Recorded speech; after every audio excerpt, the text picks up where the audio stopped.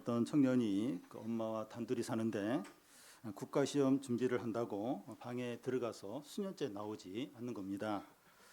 엄마는 출근하면서 식탁에 음식을 준비해 놓으면 그 청년은 엄마가 없을 때 나와서 식사를 하고 화장실도 가고 씻기도 하고 엄마가 집에 들어오면 방 밖으로 나오지 않는 겁니다.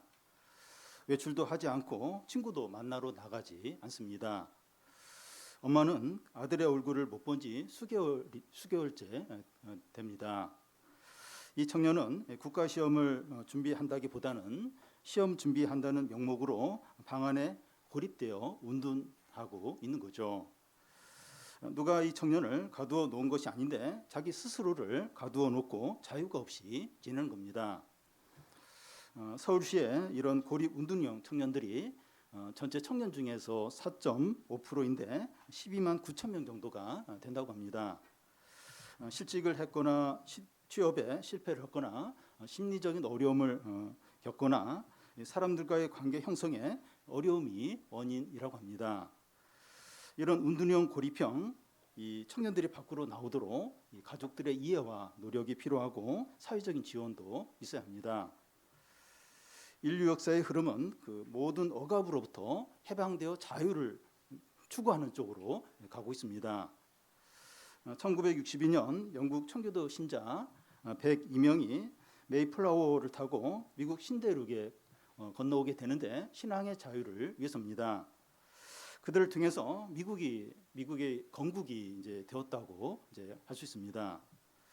1789년 프랑스 대혁명이 일어나는데 이 절대 왕정과 신분제를 무너뜨리고 자유와 평등과 우애의 어떤 개념의 나라를 이제 세웠습니다. 한국도 1970, 80년대 이 독재 정권에 대항해서 자유민주주의를 세우기 위해서 많은 노력과 희생이 있었습니다. 그 외에도 가난과 질병과 차별과 이 문명으로부터 해방되고 언론과 표현의 이 자유를 위한 많은 노력들이 있었고 많이 좋아졌습니다. 특히 SNS가 전 세계적으로 보편화되면서 모든 부분에서 해방과 자유가 더 활발해졌다고 할 수 있습니다. 그러면 이 사람들이 과거에 비해서 삶의 질이 좋아지고 더 행복하냐? 이 좋아진 부분이 있지만 더 행복하다고 자신 있게 말할 수 없는 것 같아요. 예를 들어 SNS를 통해서 이 사람들의 소통이 더 잘 할 수 있게 되었지만 역으로 문자 폭탄이나 악성 댓글로 인해서 많은 상처를 받고 있습니다. 이런 것을 볼 때 행복은 물질이나 문명의 발달에 달린 것이 아니라 사람 자체에 달렸다고 할 수 있습니다. 사람이 본질적으로 변하지 않으면 외적인 상황이 좋아져도 달라지는 것은 없다는 거죠. 사람은 여전히 죄의 종인데 스마트폰을 갖게 되니까 자기 자신이나 다른 사람에게 유익이 되기보다는 해가 되는 경우가 많습니다. 죄인인 종인 우리에게 가장 필요한 것은 죄의 종된 상태에서 벗어나는 거죠. 예수님은 이것을 위해서 하늘에서 땅에 내려오셨습니다. 우리는 지난 시간에 예수님이 유대인들과 자신을 비교를 하며 말씀하는 걸 봤습니다. 너희는 아래에서 났고 나는 위에서 났고 너희는 세상에 속했고 나는 세상에 속하지 않았다는 겁니다. 너희는 땅에서 났고 세상에 속하였기 때문에 나를 믿지 않으면 죄 가운데서 죽는다는 거예요. 예수님께서 위에서 오신 이유는 아래에 있는 우리를 위로 이렇게 데리고 올라가기 위해서입니다. 이게 구원이고 영생이죠. 예수님이 이런 말씀을 했을 때 유대인들이 어떻게 반응을 했습니까? 30절 보면 이 말씀을 하심에 많은 사람이 믿더라.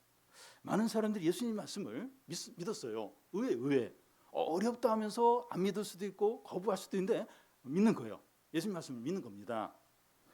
그런데 이 사람들이 믿었다고 하는데 믿은 것이 어떤 것인지 생각을 해봐야 돼요.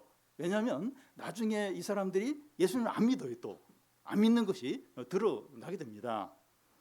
그래서 여기서 사람들이 그 예수님을 믿었다고 이제 하는 것이 이 반대하지 않고 받아들이고 긍정적인 태도를 보인 것을 말합니다. 이 말씀을 잘 듣고 좋아했다는 거예요. 예수님을 인격적으로 믿는 것은 아니에요. 거듭난 것은 아니지만 신사적으로 말씀을 잘 듣고 말씀을 좋아했다는 겁니다. 예수님은 그들의 믿음이 피상적인지 아셨어요.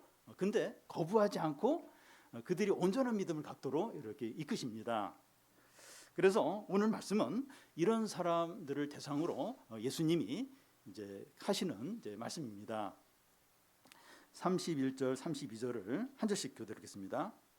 그러므로 예수께서 자기를 믿는 유대인들에게 이르시되 너희가 내 말에 거하면 참으로 내 제자가 되고. 예수님은 피상적인 믿음을 가진 사람들에게 온전한 믿음을 가지려면 어떻게 해야 되는지 말씀합니다. 우리도 이럴 수 있어요. 이 말씀을 듣는 것으로 만족하고 그 이상은 아닌 겁니다. 더 무언가 요구하면 부담스러운 거예요. 예배를 드리고 말씀을 듣는 것만으로 만족하게 여기는 겁니다. 그런데 예수님은 이런 상태에 있는 것과 더 나아가서 온전한 믿음을 갖는 것의 차이가 너무나 크다고 하시는 겁니다. 예수님은 어떻게 더 나아가라고 이렇게 하십니까? 내 말에 거하라는 거예요. 내 말에 거하라는 겁니다. 이 거한다는 것은 사는 거죠. 예수님의 말씀 안에 살아가라는 겁니다. 말씀을 들었으면 그 말씀대로 살아가라는 겁니다. 말씀을 의지하고 적용해서 생활하라는 거죠. 그럴 때 내 제자가 되고 진리를 알게 된다는 겁니다. 예수님이 제자를 부르실 때 나를 따라오라고 이제 했습니다. 주의 말씀을 따라가는 게 제자입니다. 말씀을 듣기만 하는 자가 제자가 아니라 말씀을 따라가는 자가 제자라는 거예요. 말씀대로 행할 때 진리를 알게 된다는 겁니다. 말씀을 듣는 것만으로는 진리를 모른다는 거예요. 예를 들어서 그 TV 건강 프로에서 이 당뇨를 예방하기 위해서 어떤 음식을 먹지 않아야 되고 식사는 어떤 식으로 해야 되고 운동이나 생활 방식은 어떻게 해야 되는가 아주 이렇게 유명한 의사가 이제 이렇게 말을 합니다. 이 당뇨가 높은 어떤 분이 이 의사의 말을 들으면서 고개를 끄덕여요. 그래서 잘 열심히 듣습니다. 그런데 이분이 의사가 말한 대로 하나도 실천하지 않으면 이 의사의 말이 맞는지 틀리는지 알 수가 없어요. 그런데 이분이 의사의 말한 대로 다 실천하면 아, 의사의 말이 옳은 거구나, 참 맞는 말이구나 하는 것을 이제 경험하게 됩니다. 그와 같이 하나님의 말씀대로 행할 때 진리라는 것을 알게 됩니다. 우리가 작은 말씀이라도 적용했을 때 응답과 희열을 느끼게 됩니다. 그러니까 이 말씀을 듣고 그냥 이렇게 지나치는 거하고 말씀을 실제로 이렇게 적용해서 이렇게 살아보는 거하고는 너무나 달라요. 우리가 뭐 말씀을 다 이렇게 적용해서 살지 못하더라도 말씀 하나를 이렇게 적용을 했을 때 어떤 희열이 어떤 이렇게 능력이 이렇게 느껴지게 됩니다. 여기서 이 진리라고 하는 것은 예수님 자신을 가리킵니다. 예수님은 내가 길이요 진리요 생명이니 이렇게 했습니다. 우리가 말씀을 듣는 것만으로 끝나는 것이 아니라 순종을 하실 때 예수님을 경험하게 돼요. 예수님이 살아계시고 나와 함께 하시는구나 하는 것을 느끼게 됩니다. 우리가 말씀을 이렇게 적용하고 의지해서 살 때 아, 예수님이 나와 함께 하시는구나, 하나님이 살아계시는구나 하는 것을 이렇게 느끼게 됩니다. 왜냐하면 그 말씀이 예수님의 말씀이기 때문입니다. 진리가 예수님이신데 예수님이 우리를 자유케 한다는 거예요. 진리가 너희를 자유케 하리라. 진리가 예수님이니까 예수님이 우리를 자유케 합니다.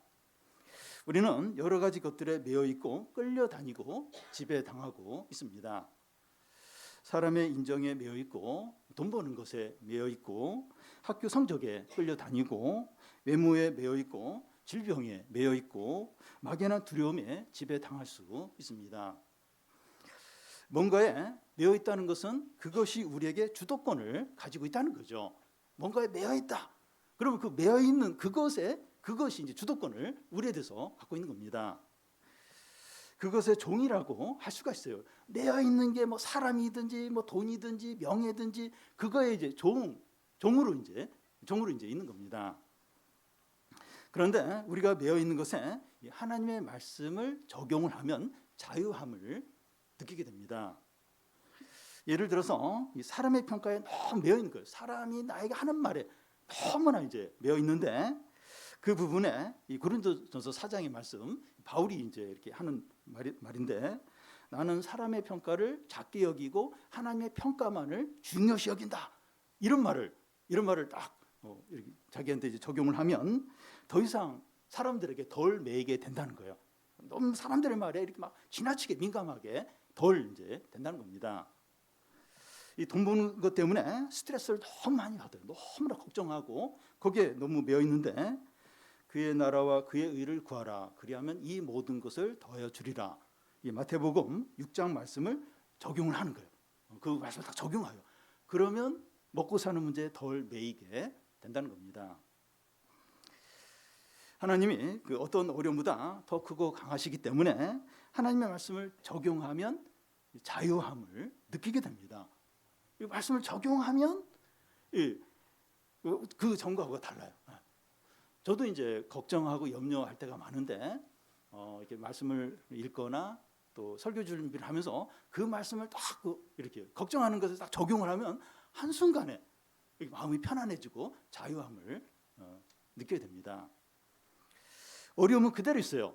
어려움은 그대로 있는데 예수님이 어려움에서 우리를 자유하게 하세요.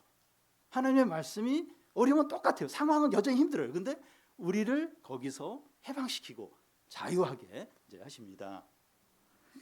그러면 예수님 말씀을 듣던 유대인들의 반응은 어떻습니까? 33절을 같이 한번 읽겠습니다. 그들이 대답하되 우리가 아브라함의 자손이라 남의 종이 된 적이 없거늘 어찌하여 우리가 자유롭게 되리라 하느냐.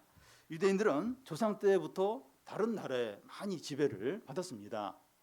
이집트에 400년 동안 종살이를 했고 사사시대에는 7번 이상 다른 나라의 지배를 받았고 가나안에 들어와서는 블레셋의 지배를 받았고 아수르의 지배를 받았고 바벨론의 망해서 70년간 포로 생활을 했습니다. 예수님 당시 지금 로마의 지배를 받고 있습니다. 그런데 그들은 남의 종이 된 적이 없다고 이렇게 말하는데 무슨 근거로 이렇게 하는가 하면 우리는 아브라함의 자손이다. 이 말에 이제 근거를 두고 있습니다. 정치적으로는 지배를 받았지만 종교적으로는 자유했다는 겁니다. 유대인들은 하나님이 한 분이다. 유일신 그 사상을 이제 가지고 있기 때문에 목숨을 걸고 종교의 자유를 지켰습니다.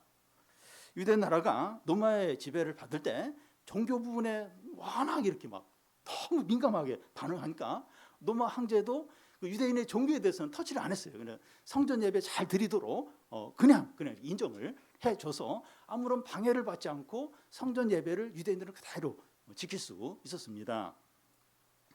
그래서 우리는 그동안 종교의 자유를 빼앗긴 적이 없기 때문에 남의 종이 된 적이 없다는 거예요.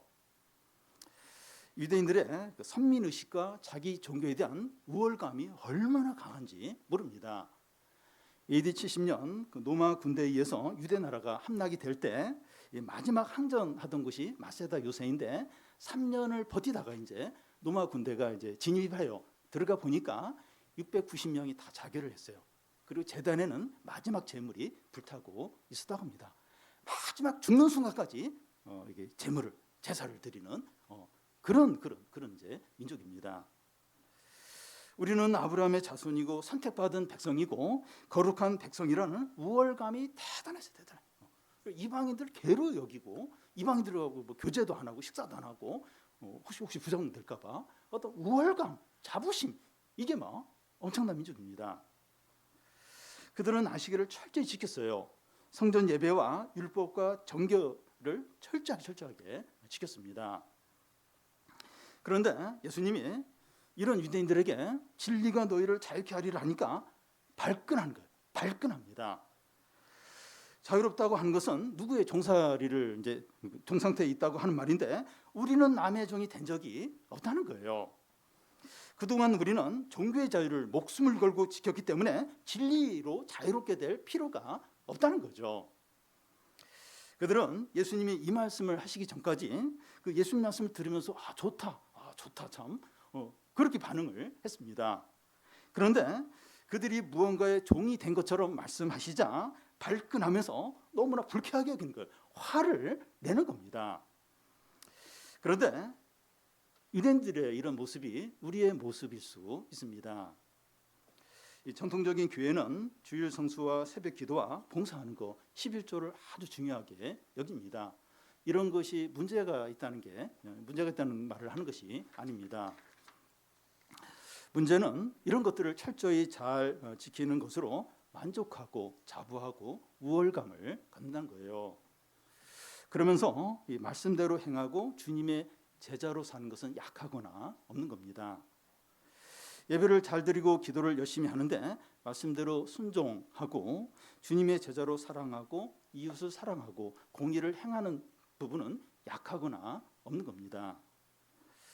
진리가 너희를 자유케 한다고 하는데 이 자유는 하나님의 뜻대로 적극적으로 이제 사는 것인데 너무 부족한 거예요. 없는 겁니다. 신앙적인 자부심은 강하지만 주님을 인격적으로 알아가고 말씀대로 사는 것은 너무 약하거나 없는 겁니다. 이것이 한국교회의 문제이고 우리의 문제일 수 있습니다.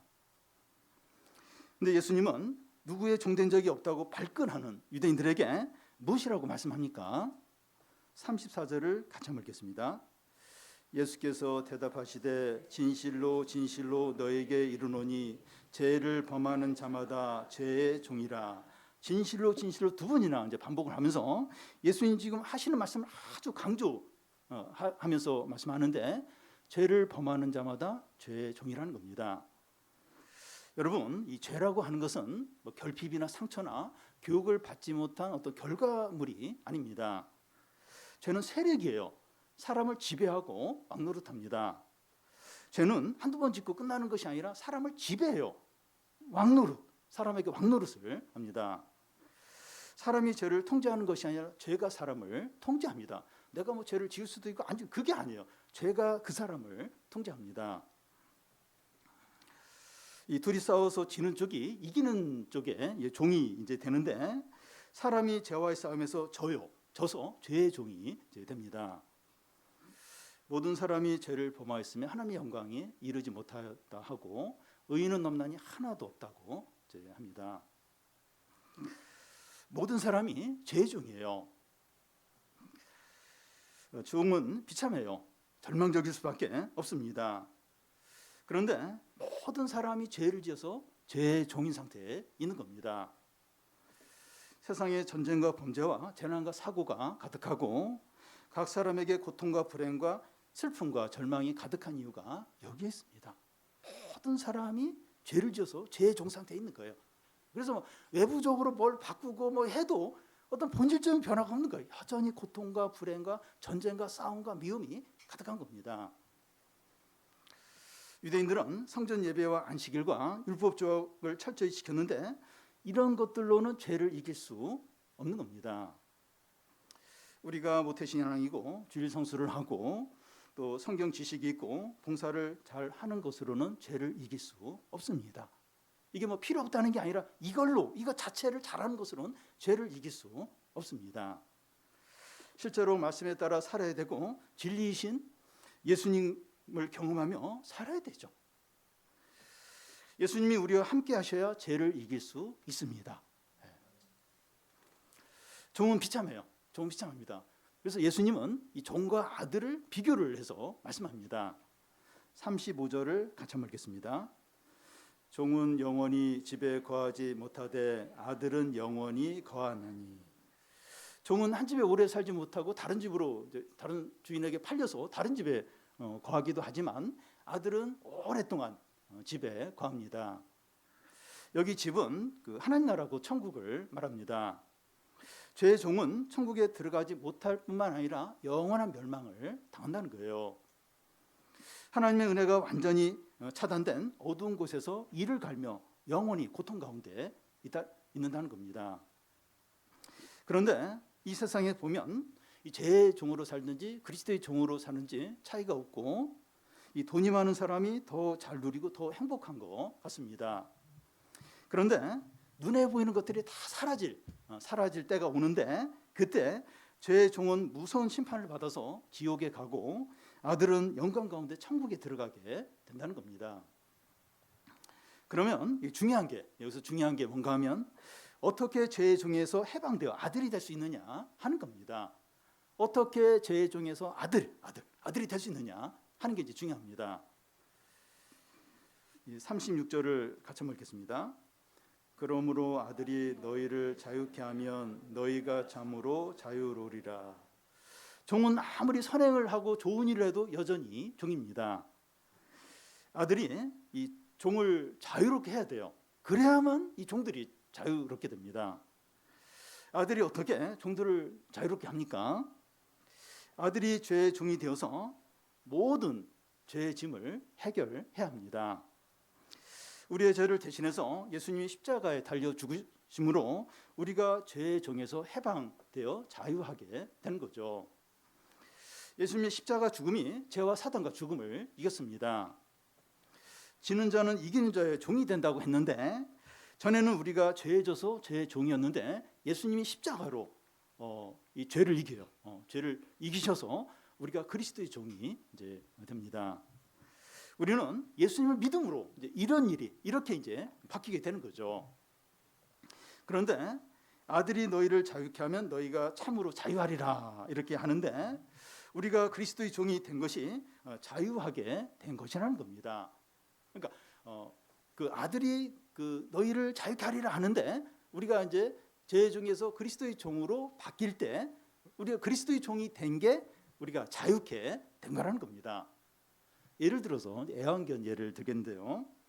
어떤 사람이 이 강아지를 키우는데 밥을 제대로 안 줘요. 목욕도 안 시키고 또 산책도 이렇게 안 해주고 또 막 때리기까지 하는 겁니다.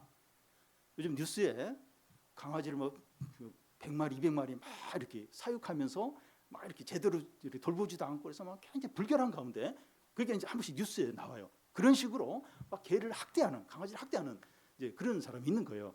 그래서 옆에서 참 이렇게 그 강아지를 불쌍히 여기는 어떤 사람이, 착한 사람이 이제 돈을 주고 그 강아지를 이제 자기 소유로 삼는 겁니다.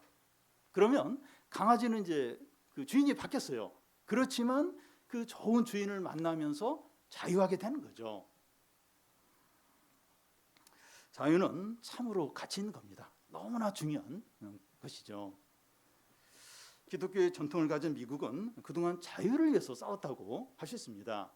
세계 제2차 대전에 미국이 참전했는데 자유를 위해서 싸웠고, 6.25 전쟁에 미국이 이렇게 참전했는데 자유를 위해서 싸웠다고 할 수 있습니다.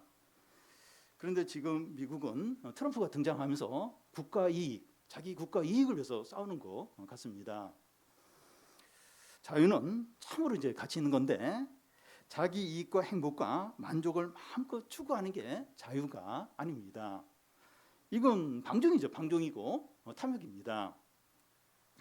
여러분, 가족 안에서 아빠나 엄마나 자녀가 각자가 자기 마음대로 하고 싶은 대로 다 하면 그 가정이 어떻게 되겠습니까?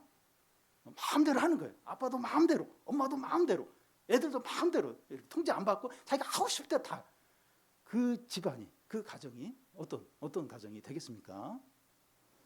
아파트에 살면서 집안에서 축구를 해요. 온 가족이 막 축구를 하고 노래방처럼 음악을 크게 틀고 막 노래하고, 그러면 그 위아래 그 옆집이 얼마나 고통을 당하겠습니까? 이런 게 자유가 아니죠. 자기가 하고 싶은 대로 하는, 이게 절대 자유가 아니라 죄 짓는 거죠. 진정한 자유는 무엇입니까? 자기가 하고 싶은 대로 자기를 위해서 사는 것이 아니라 이웃과 다른 사람을 위해서, 이웃과 다른 사람과 하나님을 위해서 사는 거죠. 하나님의 뜻을 마음을 다해서 적극적으로 행하는 게 진정한 자유입니다. 성경에 예수님을 만나서 진정한 자유를 찾은 사람들이 나옵니다. 사마리아 여인이 예수님을 만나고 찾은 자유는 물동이를 내려놓고 마을에 가서 예수님을 전하는 것이었습니다. 소경거지 바디메오가 예수님을 만나고 찾은 자유는 눈을 뜨고 나서 세상으로 달려간 것이 아니라 예수님을 바로 쫓아가요. 골고다 언덕까지 따라가는 거였습니다. 교회를 핍박하던 바울은 예수님을 만나고 얻은 자유는 자신의 모든 것, 목숨까지 이방인들에게 복음을 전하는 데 사용했습니다. 사도행전에 나오는 제자들이 얻은 자유는 복음을 전하다가 막 대제사장들에게 막 붙잡혀서 채찍질을 당해요. 예수 이름으로 이렇게 핍박당하는 걸 기뻐하는 것이었습니다. 이 사람들이 이렇게 한 것은 누가 시켜서가 아니라 자기들이 자원해서 자유함으로 이렇게 한 겁니다. 누가 시켜서 이렇게 할 수 있겠습니까? 막 매 맞으면서 목숨 걸고 누가 시켜서 복음 전하고 그렇게 하겠습니까? 그냥 자기가 좋아하는 거예요. 자기가 원하는 거예요. 혹은 손해를 보고 매 맞고 혹 죽는다 할지라도 자유함으로, 어디에도 안 매이고 자유함으로 이렇게 이제 사는 거죠. 우리에게 여러 가지 부담이나 짐으로부터 자유하는 것이 필요할 수 있습니다. 가난이나 질병이나 우울증이나 사람과의 관계의 어려움이나 사업의 위기나 입시 문제에서 자유하는 게 필요합니다. 그런데 이런 자유는 진정한 자유가 아닙니다. 왜냐하면 이 한 가지 매여 있는 것에서 이렇게 자유했어요. 근데 또 다른 것에 매게 된다는 거예요. 그래서 막 이런 우리가 힘들어하는 문제들, 부담들 거기서 자유하는 게 필요한데 여기서 내가 너무 힘들어하는 문제에서 이렇게 풀려났고 자유했다고 해서 이게 진정한 자유가 아니라는 거예요. 또 다른 것에 매인다는 겁니다. 참된 자유는 뭔가에서 벗어나는 그런 게 아니에요. 그런다고 주어지는 게 아니고 예수 그리스도가 주십니다. 로마서 8장에서는 그리스도 예수 안에 있는 생명의 성령의 법이 죄와 사망의 법에서 우리를 해방하였다고 말합니다. 갈라디아서 4장에서는 하나님의 아들의 영을 우리 마음에 보내사 아빠 아버지라고 부르게 하셨으니 그러므로 내가 이후로는 종이 아니라 아들이니 아들이면 하나님으로부터 유업을 받을 자라고 말합니다. 참 아들이신 예수님으로 인해서 우리가 하나님의 아빠라고 부르고 우리가 아들들이기 때문에 하나님으로부터 유산을 받게 된다는 겁니다. 그래서 우리는 자유를 잘 지키는 게 너무나 중요합니다. 그러니까 자유를 얻는 게 너무 대가를 지불하고 너무 이제 귀한 건데 이 자유를 얻었을 때 그 자유를 잘 지키는 게 너무나 중요합니다.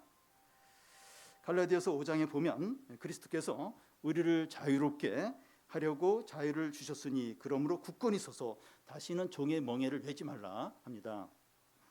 예수께서 십자가에서 피를 흘리면서 주신 자유를 절대 잃어버리지 말라는 겁니다. 엄청난 대가를 지불하고 우리에게 이 자유를 줬어요. 그 자유 잃어버리지 말라는 겁니다. 다시 죄의 종으로 돌아가지 말라는 거예요. 개가 토한 것을 다시 주워 먹듯이 돼지가 목욕을 하고 오물에 다시 뒹구는 것처럼 다시 죄의 종으로 돌아가지 말라는 겁니다. 우리는 이제 우리에게 주어진 자유를 가지고 어떻게 살아야 됩니까? 우리가 예수님 믿음으로 이 귀한 자유를 얻었어요. 이제 이 자유로 어떻게 살아야 됩니까? 같은 갈라디아서에 보면 그 자유로 육체의 기회를 삼지 말고 오직 사랑으로 종로로 타라고 합니다. 서로를 겸손하게 섬기라는 겁니다. 나는 예수 믿고 은혜 받고 하나님의 자녀야. 나는 하나님 사랑을 받은 자. 이러면서 막 함부로 하고 막 자기 하고 싶은데 그렇게 하지 말고 서로에게 겸손하게 섬기라는 겁니다. 그리스도의 종인 우리에게는 섬기고 사랑할 자유밖에 없습니다. 왜냐하면 주님이 우리에게 한없이 사랑과 은혜를 베푸셨기 때문에 그리스도인이 되면 그 이후부터는 주위에 있는 모든 사람이 우리 상전이에요. 섬기고 사랑하고 그럴 자유밖에 이제 없는 겁니다. 그리고 예수님의 멍에는 가볍고 쉽다는 거예요. 하나님의 말씀에 따라 사는 것이 진정한 힘이고 행복이고 자유라는 겁니다. 진정으로 그러합니다. 진정으로. 내 마음대로 하고 싶은 대로 이게 진정한 자유가 아니라 이렇게 말씀대로 이렇게 사는 게 진정한 자유고 진정한 행복입니다.